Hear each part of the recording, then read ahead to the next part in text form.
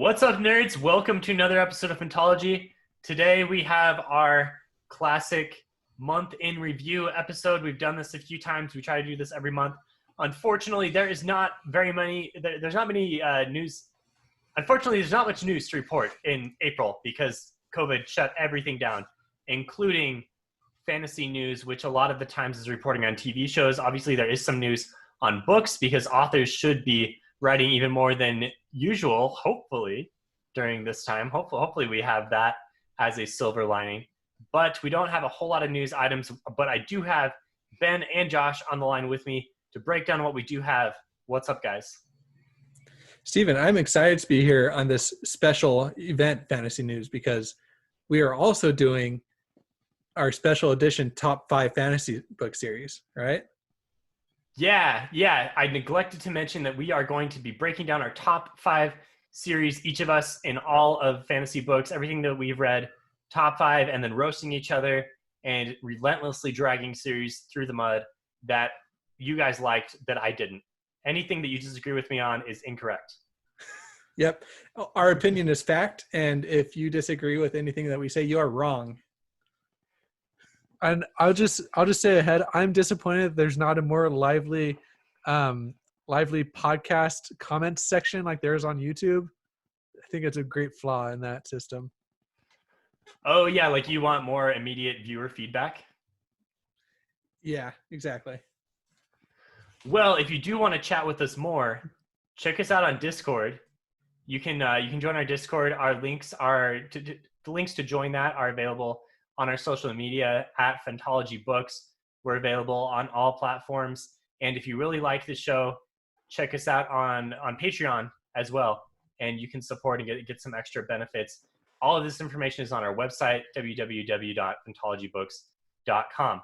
So let's jump into it. Looks like Ben has stepped out for a moment, but we are going to start talking about April fantasy news. And the first news item that I have is not really news, but at the beginning of April, there was a very entertaining show, the Dusty Wheel YouTube show, that Brandon Sanderson was on, where he was chatting with his longtime friend Matt Hatch, and they broke down the Wheel of Time series. The Dusty Wheel is based on the Wheel of Time, so they're talking about the series, specifically the upcoming TV series, which Sanderson has some inside knowledge about. And they also talked some Rhythm of War, which we're eagerly awaiting in November. Did you guys have a chance to watch that show? I watched about half an hour of it, I think. I didn't watch all of it. Yeah, I did watch it. I thought it was great. I always love hearing Sanderson talk about his craft. Yeah, he's fantastic to listen to. I mean, he's such a total nerd, but he just loves to talk, and he gives some awesome tips and engages with the community so well. And I think we would be remiss if we did not mention that on May 4th, which hopefully will be the day that this episode drops, you can check out Brandon Sanderson for free. Tor is giving out a free ebook of The Way of Kings. Just hop on their website. I think you have to join some kind of reading list, and you can get The Way of Kings for free. Probably normally like a $10 ebook. Fantastic book, one of my very favorite books. So don't miss that. Yeah, and listen, is this like May the 4th be with you honorable mention? Is this because what is going on here? Is it to prepare people for Rhythm of War and kind of drum up some excitement and get some new readership there? In his tweet, he said that he had been kind of trying to go toward books for a while, and they finally let him do it for free. That's pretty cool. That's cool. Yeah, and for those of you that don't know, Warbreaker is also available for free. For some reason, there's maybe there's somebody at Tor that's going to end up listening. I'm going to ruin it for everybody, but you can go on Brandon Sanderson's website and get like the whole book, but it starts at like chapter 4 or something. But through some sleuthing at Phantology, we discovered that if you change URL to chapters like 1, and even the prologue works, that you can access those chapters for free still. So if you are interested in that, come on Discord and we will share those URLs with you. Nice insider tip. Thank you. This is heartbreaking news from Phantology where we got the scoop. But all you have to do is go where it says chapter 4, just type in chapter 1 and you'll be good to go. So on the Dusty Wheel show, a couple things to note. So he mentioned that he has talked with Rafe Judkins, the director, the showrunner for the Wheel of Time TV show. He's visited the set. He really likes a lot of things that Rafe is doing. There are not any huge major departures. There's only one thing. He said there was one major thing that he disagreed with Rafe on. He understands where he's coming from. He thinks it's an acceptable decision, but he does disagree. Everything else he's on board with. So I think that's pretty good news and gets me continually excited for the show. Unfortunately, filming did pause, so they do still have to wrap up 2 more episodes for filming, but I'm hoping for an early 2021 release of the TV show. Yeah, and to put that disagreement in context, he was very respectful of like Rafe's decision. I don't think he was trying to cause any drama, and I don't think really if you listen to the interview, it doesn't come across that way. So it's not like he's saying that this series is going to be ruined because of this decision that Rafe made or anything like that. He just said that he would have gone a different way with it or would have made different decisions, but he recognizes that he's not the showrunner, obviously, and so he wasn't being dramatic or anything, I don't think. He also said he's not sure how much content in terms of sexuality, language, etc. this show will have. It's been speculated that it will be kind of like a Game of Thrones feel, but he could not confirm or deny that. We try to give content warnings at Phantology, so I guess that's something to watch for. And one other thing he mentioned, well, so that's it for the Wheel of Time show. I mean, if there were some more tidbits, smaller things, if you want to go back and actually watch the Dusty Wheel show. He then talked about Rhythm of War, the upcoming book 4 of the Stormlight Archive. He mentioned that there was going to be a year time jump, and also that although it was a book of flashbacks from Benley and Eshonai, that there was another character that doesn't have any flashbacks yet that gets a lot of time on screen. So my speculation is that might be like a Yasna type character. Anyway, a few little details that might have come out before, but was kind of fun to see him talk about. Yeah, I agree. And I think that this hype cycle is just going to start getting bigger and bigger for Rhythm of War as we get closer and closer to November. I'm excited for it. Couple other small news items. There really wasn't too much more. Artemis Fowl, we covered Artemis Fowl in a podcast earlier, so we might as well mention that the movie is going to be released on Disney Plus on May 29th, so later this month. There is a release date for Black Song, Anthony Ryan's follow-up to book 5, I guess you'd say, of his Blood Song series. Started with Blood Song, and now we're on to book 5. That series is kind of a love-hate for me. We can chat more about that in the Discord. There were several other series that got announcements. I think there was a new Daniel Abraham series and a Tad Williams book, and there were a few more that we were chatting about in Discord, but I can't remember all of them right now. And the last thing worth mentioning is there is a cover for Battleground, book 17, 16 of the Dresden Files. I can never remember which one it actually is. Josh, do you know? I think it's 17. Yeah, I think we were up to book 15 and 16, 17 are coming out. Yeah. So we're excited for that too. In terms of non-book news, all the Marvel movies are continually being shifted around and rearranged due to Disney's, dates due to COVID. So I don't think we want to get into that because it's kind of boring. And if you're interested, just go, read an article about it and look at the nice timeline that they have made. But those are all in flux. I guess it's worth mentioning. Yeah, I mean, this is a hard time we're living in right now, and unfortunately, not even fantasy and nerd culture has been unaffected by COVID. It's everywhere. It is very infectious. Quick moment of silence for COVID and fantasy. Anyway, let's switch feet here and do something a little exciting, something we haven't done before. A little special episode. We're going to do our top 5 fantasy series plus honorable mentions if you want to go there. So the way we're going to do this is each of us is going to break down their top 5. 5, 4, 3, 2, 1. Briefly say what the series is, maybe like one sentence about why you like it or some kind of background, not too long. And then once your list is over, it's open to the other people to roast your series and talk about what's wrong with what you put down. And then we'll go through everyone's series, and hopefully by the end we have some kind of consensus, or at least a listener might have an idea of which series are worth reading. I think we can say all of the series that are going to make our top 5 are worth reading. We don't want to discount any series too hard because anything that's making a top 5 list is obviously fantastic, but that is the format. So who wants to start? Ben, Josh, what do you guys want to do?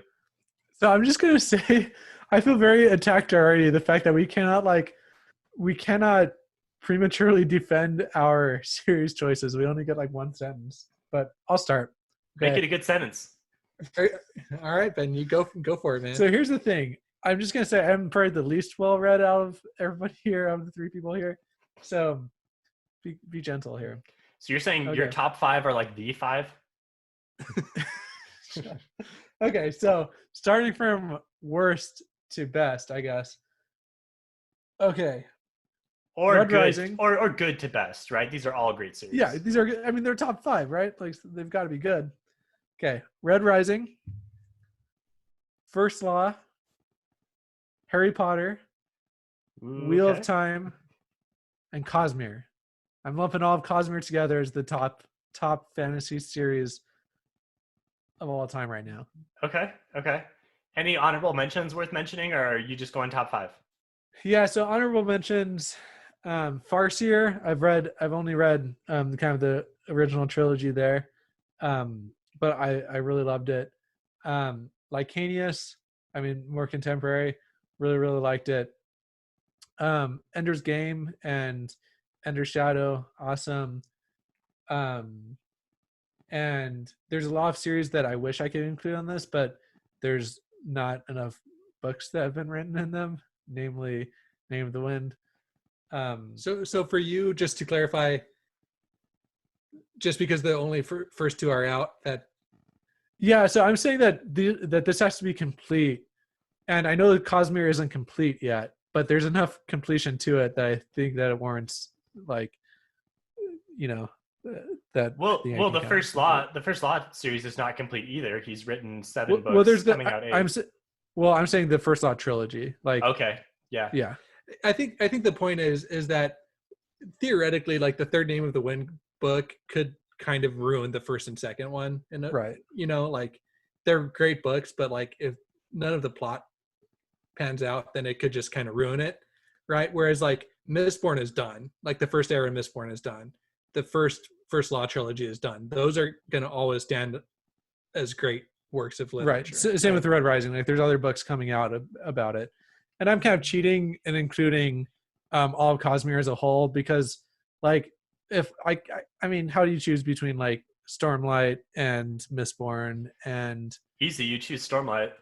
Well, Stormlight's not done though yet. Ooh. Like, that's a hot take. So you're gonna be upset with my list, Steven. So I'm excited. Anyway, so that's hopefully I didn't ruffle too many feathers there, but that's what I'm sticking with right now. Okay, so you went Red Rising 5. I think that's pretty solid. Red Rising actually makes my list as well. Preview. Okay. And that's a fantastic trilogy. It's more of a sci-fi feel. So I think another thing that we can do here in this episode is kind of give people a little primer as to what the series are. So that's a very fast-paced sci-fi.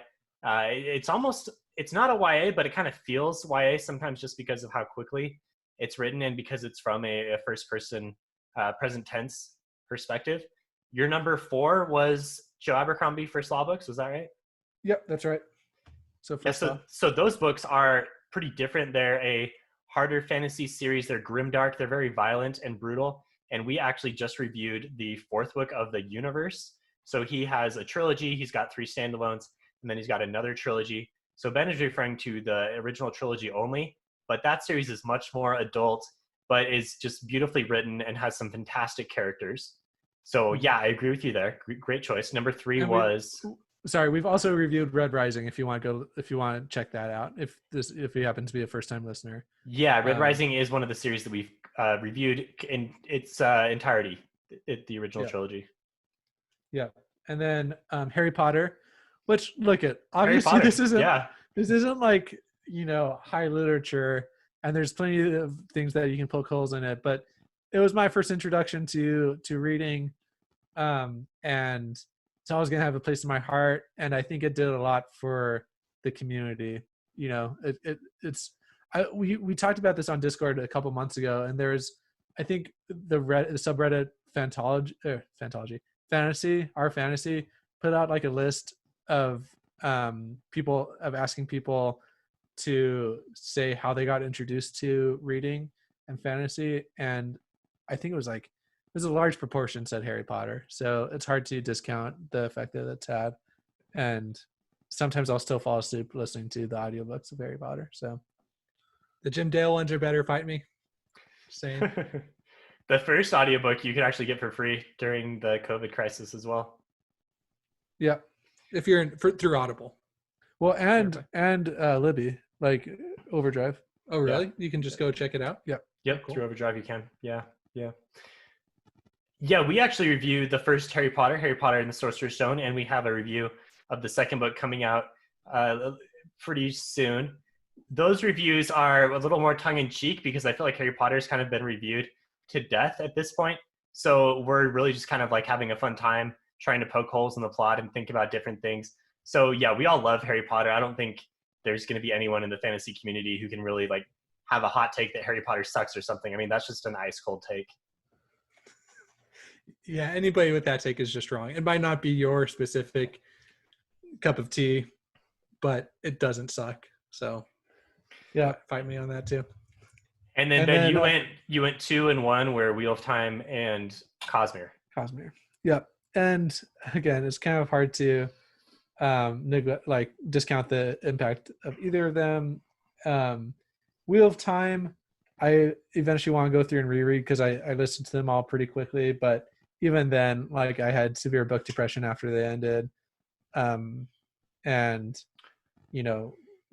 just awesome. 15 books. Yep, $15, and So it was very, finished very big investment.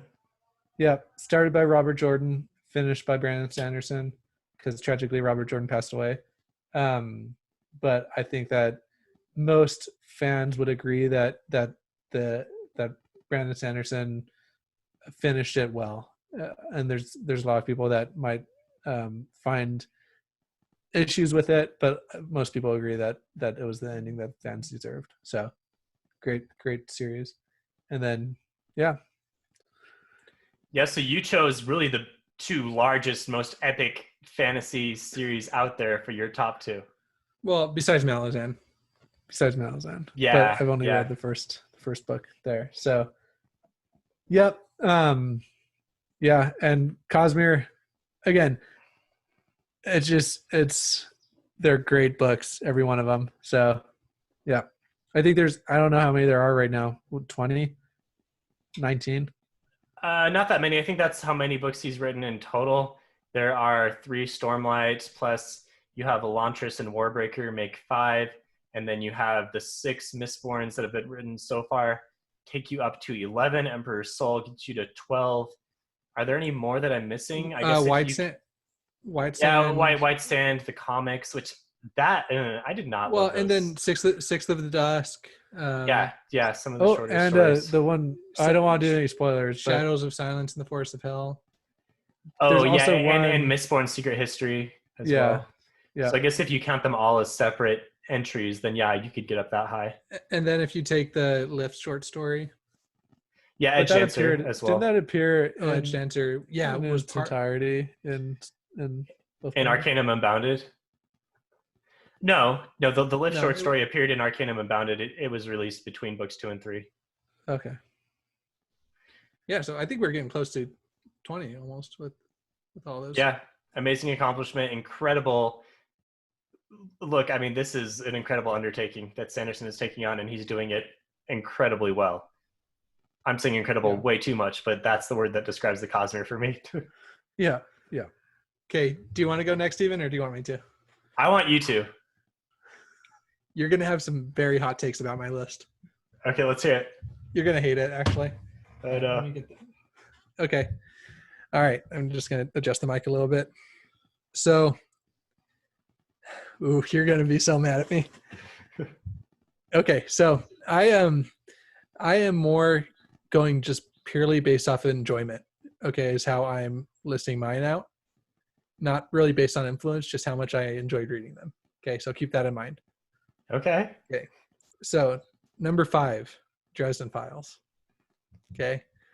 So we haven't talked about that one yet, but it's a wizard in Chicago that takes on all manner of just normal crime lord stuff, fairy stuff, vampire stuff, wizard politics stuff, and it gets deeper and deeper and is fantastic. I love it. We are This currently is the on best.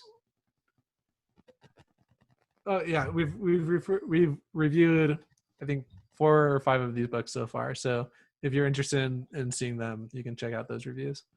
Yeah, and those are little shorter entries, especially at first, and it's the best urban fantasy that's out there. Yeah, well, I'm sure some people will take issue with that because people get pretty defensive about their urban fantasy, but in my opinion, it's my favorite urban fantasy. Okay. Number 4 for me Number 4. is Dark Tower. And Okay. this might be some recency bias because I just barely finished Dark Tower last week. And we just barely reviewed it as well. Yeah.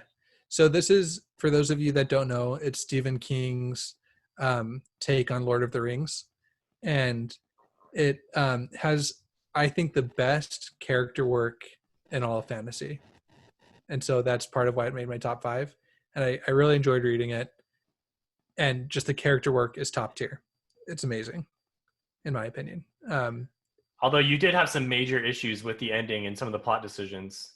Yes. And so that is true. It had some of the highs and some of the highest highs in terms of character work and some of the lowest lows in terms of just some of the structure of the series and how he ended some books. And honestly, the series ending as a whole, I'm not going to spoil anything, but we have a semi non-spoiler review if you want to go check that out. It's no spoilers in terms of plot elements, but we do talk about some characters and how they're introduced. And you put a full spoiler review reaction on Patreon, right? Yeah, full spoiler. Initial, I finished reading it, went down and recorded right after. So it's my unfiltered thoughts. Number 3, I don't think this one's a very hot take, but is Lord of the Rings. Yeah. Yeah, I love it. I mean, this is the granddaddy fantasy. I've read through it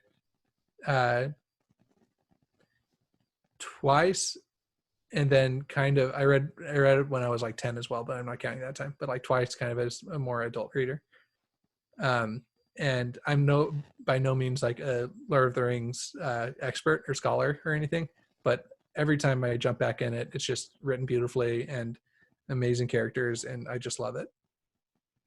And I more just go there to experience the world, experience Middle Earth, not really to become an expert on it. So, have you read any of the others, Similarian or any of the other side spin-off stories? When I was younger, after I finished it the first time, I tried to read the Similarian and couldn't do it. It was just too dense for me.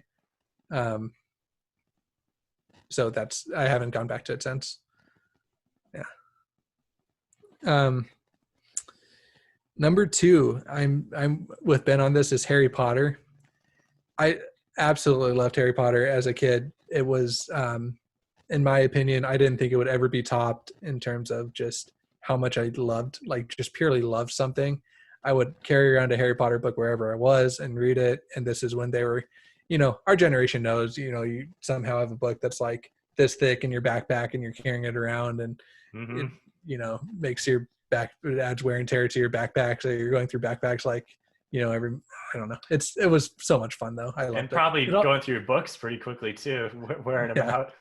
It also played into the midnight release of movies culture very strongly. So like I remember just waiting in these like long lines that were wrapping like around the theater so we could sit there and watch a movie that started at 12 freaking a.m.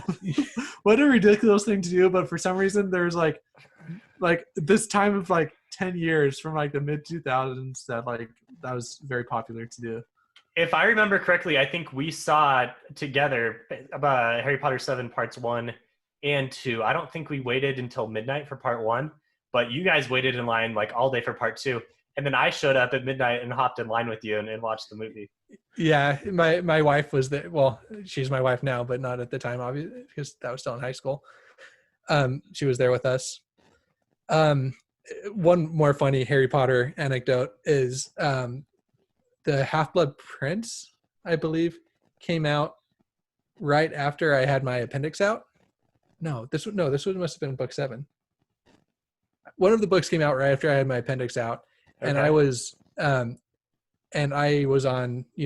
heavy painkillers. Like it came out like right a day or two after I got it out. Okay. And so I read the first like 200 pages, and my bookmark was like 200 pages in, but I remembered nothing of reading it because I was like, like high on these painkillers. And so I knew I read it because my bookmark was there, but I had to go back and completely reread it. You either remembered nothing or you remembered it really different than what actually happened. Yeah, exactly. Also, the person, because we waited in line to get the book at midnight as well from like Barnes and Noble. And the person looked at my mom like she was crazy for allowing like this kid that was like hobbling around with like a appendix that had just been taken out for staying up until midnight just to get this like 7-pound book. Hey, priorities. Also, my science teacher was there as well. Mr. Phillips was there. Shout out. Anyway, okay, so good times with Harry Potter, and part of those memories are just why it's in my top 5 and will forever stay in my top 5. Number 1 is same thing with Ben Cosmere, but I decided to actually pick a series from Cosmere, and I only let myself pick one because if I was to populate it, like it would take up more than one place. So, I think I see what's coming here. So, Mistborn. Oh my gosh. Oh my gosh. Era 2? No, Era 1. No. Oh. Not Era 2. Didn't stick with Era 2. That would have been great. Mistborn, yeah, Era 1. And so obviously like Way of Kings would still be my top 5, but I'm reserving one spot for Cosmere, and of that spot I'm saying the best is Mistborn. And fight me, I think it has the best ending of any trilogy I've ever read.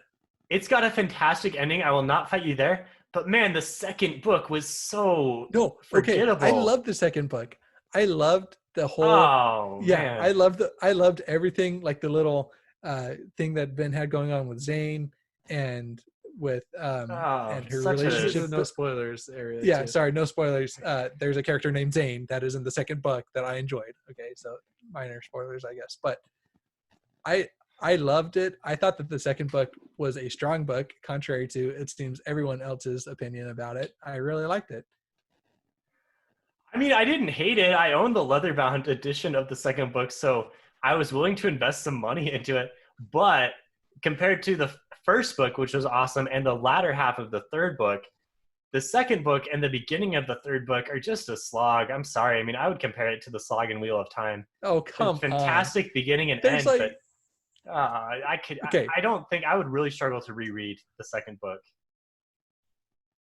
All right. Well, there you have it. Maybe Steven. you need to reread the second maybe book. you do. Maybe I do. Maybe I need to pick up that leather-bound edition and give that a read. Yeah, because I think that Mistborn might be being reviewed on Fantology in the next few months, and so I think that you might need to do some prep work here. I will commit to rereading, and if my opinion changes, I will admit it on Discord and apologize profusely to Josh for making fun of his number 1 series. Anyway, so some honorable mentions, of course, is Wheel of Time, which we've already talked about, but that did not make my top 5. Partly because I read it. I finished it last year, and honestly, I read it about 10 years ago. I read the first 5, and you, Stephen, convinced me to read The Name of the Wind, and then I read Mistborn, and then I just never got back into it because it didn't really captivate me after I read the first 5 books. And I know that Jake is gonna blast me for saying that, but it's kind of true. So, other honorable mentions, I wanted to do my favorite standalone fantasy book is Stardust by Neil Gaiman. Okay. And my favorite short story novella is Emperor's Soul by Brandon Sanderson. Emperor's Soul is very good. If you haven't read that one, if you're not into novellas and you're more into like epic fantasy, kind of like I am, believe me, that one is worth reading, even though it's short. Yeah. Also, if you have a family member that is very scared of long books, but you really want to shove your love of the Cosmere down their throat, then give them Emperor Soul. Yeah, So not a bad strategy. I actually made my entire family listen to it. Like my in-laws listened to it on a drive a couple of years ago through the audiobook format, and they all loved it. Unfortunately, none of them felt inspired to continue on the journey that is Sanderson, but you do what you can. Give them time. Give them time. They'll have more chances. All right, Steven. Let's So see yours. Let's do it. Yeah, I guess we kind of changed up the format, Josh, and just reacted as you were saying it, but that's fine. We're through yours now. My number 5 is Red Rising, same as you, Ben. Yeah. Yeah, Let's our do lists this. are actually a little similar. I was surprised to see. So number 5, Red Rising, we already talked about it. It's a great series. The first trilogy is done and reviewed by Phantology. The second trilogy is coming out. I've actually heard some negative things about the second trilogy because of the shift in point of views that happens between the first and second trilogies. And some people can't get into it. But I've heard the 5th book, the second book in the second trilogy, is really good. And people are optimistic about where that trilogy is going. Number 4, actually, I said my list wrong. Number 5 is not. No, wait, listeners, before Steven goes on, Steven said, maybe we should write these down so that we don't mess them up while he glared at Ben and I, because we have been known to do this kind of stuff where we mess things up. I did a brief glance down at my list, which is written in small font on my phone. I was trying to focus on the camera and be engaging to our listeners, and I got the lines mixed up because Red Rising is actually an honorable mention, not number 5. I'm sorry. All right. So what is your number 5, Steven? My number 5 is the Kingkiller Chronicle. This is controversial, right? Because the series isn't finished and has not had an entry since 2011, if you don't count the Slow Regard of Silent Things, which I don't, because what was the point of that book? Yeah, I honestly, I think I finished it. I've refused to read it until we get a release date. Yeah, that's what I'm doing. Maybe pump up for the 3rd book. I will read Slow Regard of Silent Things, but I read the first 40 pages and realized there was zero plot to it, and it was just art. And while I can appreciate that, I require a plot. I'm sorry. It was too much. I could not finish the book. Anyway, to keep on going with Kingkiller, it does make my top 5 because Name of the Wind is my number 1 all-time favorite book to read. I've read it probably 5 or 6 times, maybe more. And I just love every single aspect of the book. I can gush about that book. We really need to review it on Phantology. But unfortunately, it only makes 5 because I didn't like the second book quite as much, The Wise Man's Fear. And I mean, I still liked it, but not quite as much. And then the 3rd book, just so long. It's too long. 2011 it's too long to wait for a book. I'm sorry. We need a 3rd book. I'm hoping for one soon. But if Doors of Stone does well, then I could easily see this series bouncing up my list. I started re-listening to this with my wife on a road trip that we just were on, and she is loving it. She thinks that it's like the best written book that she's ever read. We're only she's maybe 20% of the way through, and she is absolutely loving it. Yeah, so good all the way through. Just beautiful, beautifully written, great characters, great act. I mean, it's not even that much action. It's just the way that it's written and the way the story is told. And to plug another podcast, if you haven't read this or if you're doing a reread, Waystone Pod, I think they go through chapter by chapter or groups of chapters and review it. So maybe give them a listen if you're interested in learning more about that or if you want to read through it for the first time. Yeah, Waystone Pod is our Kingkiller Chronicle podcast friend, and the Black Tower podcast is our BFF when it comes to Wheel of Time. In fact, Jake and I were on their podcast, so give them a listen. They're a pretty fun listen. They have a little bit of a different feel than us, but that was a really fun time. Okay, number 4 is First Law trilogy. Well, First Law series, because I'm anticipating really good things for the remainder of the books. We just finished Best Served Cold and reviewed it, and that's going to come out soon. And we all had really high opinions of that book. So I'm going the entire First Law universe here because I have a lot of even faith. Even though you haven't read, like I think one thing we've learned about Stephen right now is he is the consummate optimist that authors will finish works very well in order to be including these. And you're setting these in stone, Stephen. They can't change, man. They can't change. Never change. Yeah, this is being written down in stone. This podcast is like this is going in a box that we're gonna open up in 30 years and make fun of you because these series like ended the way that Game of Thrones did on the TV show. Oh, that would be tragic. But I've heard so many good things about the remainder of the first Law books that have come out that I have faith in Joe Abercrombie that he's going in a great direction. I really like this series, even though it's very different than a lot of the other series that I like to read. So First Law Universe, it's down in stone. Number 4. Number 3 is a series that is finished. And Josh, I'm a little surprised didn't make your honorable mentions even. It is Lightbringer. I think you knew where I was going, right? Yeah, and my honorable mentions, I wanted to focus more on like a standalone book and a short story because we haven't talked about that. And I knew that you were going to put Lightbringer in your series. I had a feeling. I'm that predictable. This is a series written by Brent Weeks. It's another epic fantasy series. It is 5 books, and it is complete.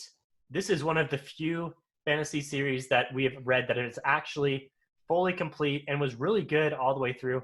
There's a little bit of controversy on the ending of the 5th book. There's some things I like, some things I didn't like, but overall, really solid series that got better and better as it went on. That's going to ruffle some feathers because I know some people didn't like the 4th and 5th. I did. It was a very unique series. It was written very well, great characters. If you haven't read Lightbringer yet, give that one a read. Listen, this is a great example of why it's hard to start a series with your wife because I've listened to the first book and have been unable to continue listening because she wants to listen to it with me, but it's hard to find time to do that. So. Come on, Ben's wife, who he can decide if he wants to name or not on live on the podcast. Her name's Mackenzie Merchant. Whoa. He wishes. All right, we may edit that part out. Okay, the last 2 are the same. Well, not quite the same. But number 2 is Wheel of Time. I can't say enough about Wheel of Time. We've reviewed the first 3 in the series. I know it only made Josh's honorable mention, but it was a foundational series for me that I read kind of coming up through high school and afterwards, and I was pumped for the later releases to come out. I loved it all the way through and thought it ended just in a fantastic way, had just great characters. So Wheel of Time is my number 2, and number 1 is not the Cosmere, and it's not Mistborn, but it is the Stormlight Archive. So all 3 of us are total Sanderson fanboys. I'm sorry, Phantology listeners, that you have to deal with all the Sanderson fanboying. But, I mean, he is really at the top of fantasy right now. I think it's hard to argue anything else. Say one thing for Stephen Merrill. Say that he is an optimist. I have total faith that Sanderson's going to finish this series well. You didn't think that Oathbringer slowed down a little bit, though? I mean, it's a middle book. That's fine. I do understand that it slowed down a little bit. These are 1,000-page books. They're going to 1,000-page plus books. They're going to have slower parts. I think Rhythm of War is going to be awesome. Mark it down right now. I think the series is going to finish great. He's already finished a super long series really well, and he's finished Mistborn really well. He's got this all planned out. I have total faith in Brandon Sanderson. Let's go, Stormlight. So, okay, one series that I am shocked actually didn't make any of our top 5 because I was considering putting it in. I know that we've all read them. Is the Gentleman Bastard series? Yep.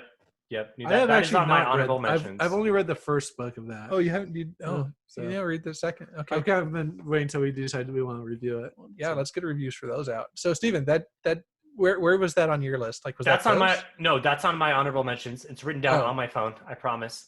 That book, the first book is Lies of Locke Lamora. Then you have Red Sails Under Red Skies, something like that. There's Red and Skies and Sails. Red Seas Under Red Skies, I think. Yeah, that one. Maybe No Sails. Yeah. And then the third book is the Republic of Thebes. And those 3 books are all pretty good. The second book was not quite as good, but Lies of Locke Lamora is fantastic. That is a book that's more focused on a smaller cast of characters. By the name of Locke Lamora is the main character, and he's got his buddy Jean, and they kind of they do a lot of different little heist type things in a Venetian type Renaissance era, maybe. Yeah, yeah. It's a very unique setting. It's a very fun read, even though there are some more pretty serious adult themes going on in this series. That's a good one. And I think we're getting book 4, Thorn of Emberlane, pretty soon. Scott Lynch tweeted out a finished picture of a manuscript. There may even be a release date attached to the end of this year. I'm not sure about that. So here's my ice cold take on this. I actually stopped reading the second book because I disliked the way it began so much. Oh, And the way it began is with a cliffhanger. And then it expects you to kind of listen or read to find out what happened after this huge cliffhanger. So That's not an ice cold take. I dislike that so much I stopped reading it. That is a valid take, because the beginning of that book, and really that book in entirety, is a little disappointing compared to the first and third. So I'm really glad that he redeemed himself in the third book. But yeah, the way he begun the third book was weird. It was the second book, it was weird. They do a lot of flashbacks in the series, but that was not a successful way to structure a story. Yeah, it was like he had the idea, and the idea could have been executed well, maybe, but it wasn't. I don't know. And then 2 more for honorable mentions for me were the Farseer books, Realm of the Elderlings, if you want to talk wider series by Robin Hobb. There are 3 trilogies with Fitz and the Fool written across Fitz's lifetime. Fitz is the main character. There is another trilogy that takes place in kind of a different realm of the world. And then there is another series of 4 books that takes place in yet another world, another part of the world. And I've read them all. I've read 16 books from Robin Hobb, and she doesn't quite make top 5, but these were really good books. These were really good books. They were written in like the late 90s and early 2000s, I think. And there's actually like a 20th anniversary illustrated version of Assassin's Apprentice, the very first book, coming out soon that I'm excited to get. I'm probably going to get that. It's only like $20 on Amazon. But that series was fantastic. I mean, 16 books is a big investment. You don't have to read all that many. The first series alone is really great. But Realm of the Elderlings, check that one out. And then my final one on honorable mentions is Dresden. Josh, I think, put this in his top 5. This is a great series for me, but doesn't quite make top 5, just because I typically enjoy the more epic fantasy flavor. And urban fantasy is a nice break from that, but doesn't quite make top 5. Yeah, and we also, none of us had any sci-fi books on ours. I know that Red Rising is kind of a sci-fi, kind of a mix between dystopian, sci-fi, fantasy, kind of a little bit of everything thrown in there. So I don't know. I was more thinking like classic fantasy when I put this together. I know that sci-fi is a genre, like that they're kind of in the same genre, but maybe we should do a sci-fi list later on.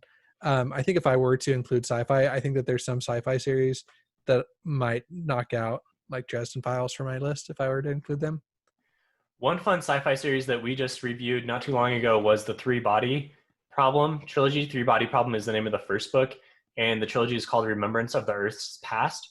It's written by a Chinese author. Closest guess on the name for me is Xin Luo. And this is a really fun sci-fi series, very hard sci-fi that gets into some pretty crazy ideas and has some nice like historical fiction type tie-overs. So that was a really fun series. If you're looking for an entry sci-fi, well, maybe not an entry sci-fi, but if you're looking for some hard sci-fi, check out that one. Yeah, cool. you might want to do more Orson Scott Card, like Ender's Game classics. I don't know if that's classic sci-fi, but that's a little bit more accessible if you've never read sci-fi before.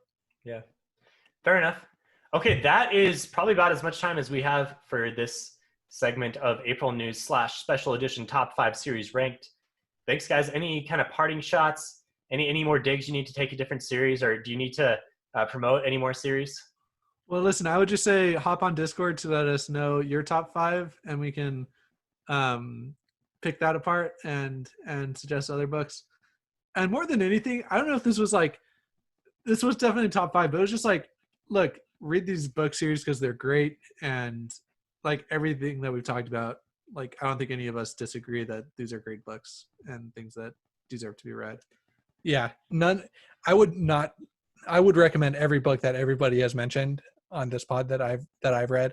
So even if we're making fun of each other, these are all amazing book series. If you haven't read them, read them. But if you have not read any Name of the Wind, wait until there's a release date too, so you don't torture yourself. Okay, that's my one. So Stephen, was this a mistake to have Mackenzie start reading this right now? No, Name of the Wind is a fantastic book. Look, even if book 3 is never written, it will remain my favorite book of all time. Wow. It's just so good on its Wait, own. wait. I could say if book 3 is never written, but what if book 3 is written and like does not fulfill any of the promises that the first book makes? I don't care. It's so locked in right now. It's so like ingrained in my growing up. I love that book. This is stubborn, man. This is stubborn. Pure stubbornness. Yeah, this may age terribly, but I love Name of the Wind, man. It's so good. All right, you've earned your pipes for Name of the Wind fanboy. Thank you. I accept my talent pipes. All right, thanks for listening. Hopefully you had fun with this. I know we did. Check us out at Phantology Books on social media, and all of the links to all of our episodes and other content is available at www.phantologybooks.com. Hop on Discord.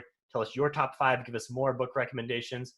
We are always open to reading more books, and we are trying to, but our time is limited, so we cannot unfortunately read 24/7, even though I would like to personally. So anyway, thank you, Ben and Josh, and see you guys next time. See you, Steven.